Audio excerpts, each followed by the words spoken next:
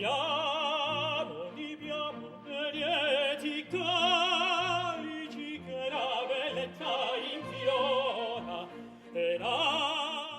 you are doing the single needle, the position counts.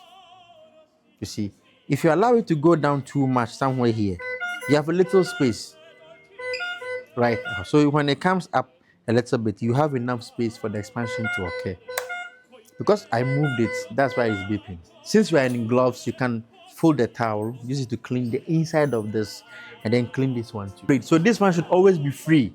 But the one that is going to the patient, if there's a problem here, the machine will stop to prevent any bad thing from going to the patient, whether it's air, whether it's clots, or when the machine doesn't feel anything should go there. So now we are going to use this to explain this. How? Right. Now this is the pen. This is a hollow tube, right? That is the fibers, right?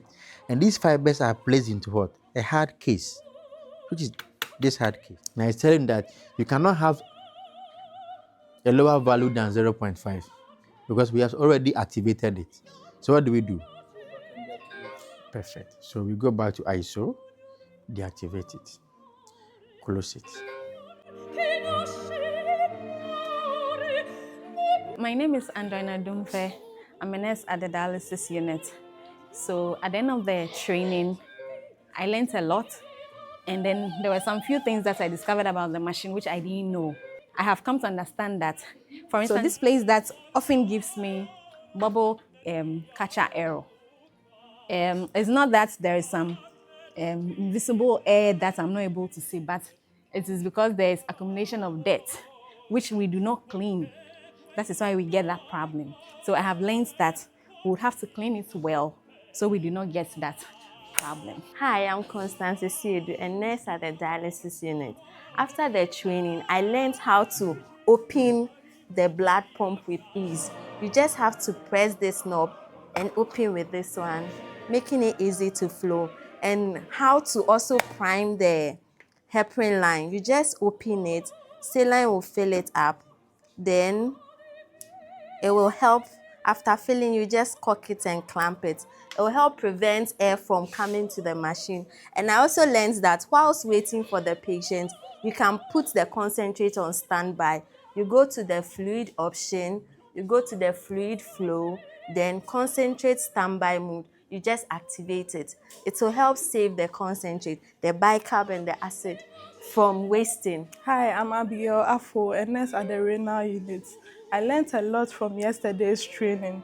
One thing I really recall was the isolated UF. So you can set your isolated UF volume, and with that, it helps you to take more fluid. That one, you can really use it for patients who come and then they struggle with their breath, those with difficulty in breathing. So let's say you can set 1 liter in an hour. So in that 1 hour, you can drain more fluid and it will help clear the patient's chest so that the patient wouldn't really suffer in breathing.